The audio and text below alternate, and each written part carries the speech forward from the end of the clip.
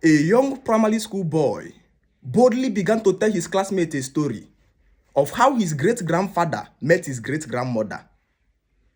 The young boy boldly stood before his classmates and was illustrating to them how his great-grandfather met his great-grandmother.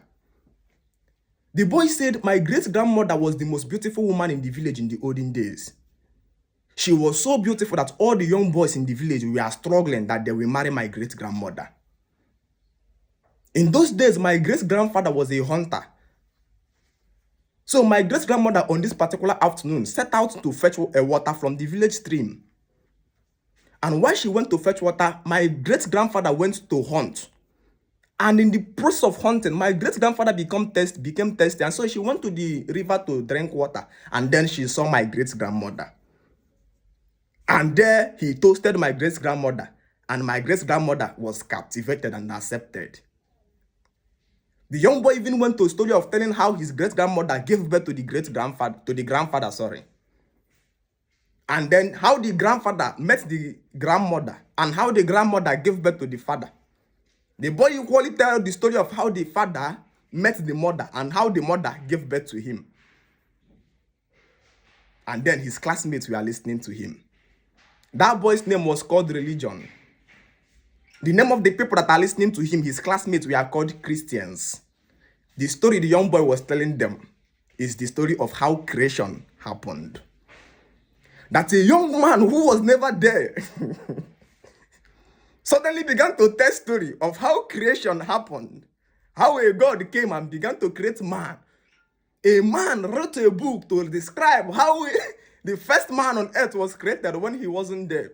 Is the greatest mockery of human intelligence that ever existed.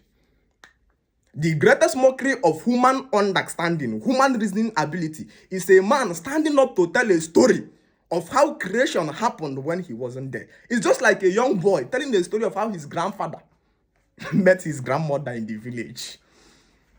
Well, this story was actually told because religion wants to answer the many inquisitive questions in the heart of man, because the universal heart of man is very inquisitive and curious.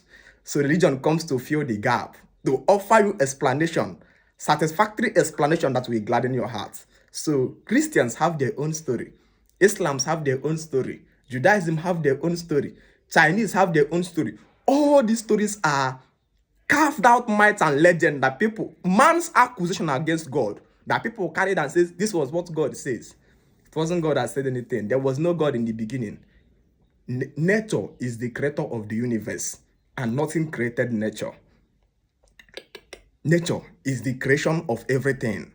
God is actually the invention of men. Men invented God to answer the curious question in the heart of men and then control men, create docility.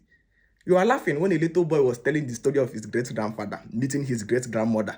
But we are listening to that young poor pastor who was telling you about how Adam and Eve ate apple in the Garden of Eden, and you are believing. Reason with me. Reason with me.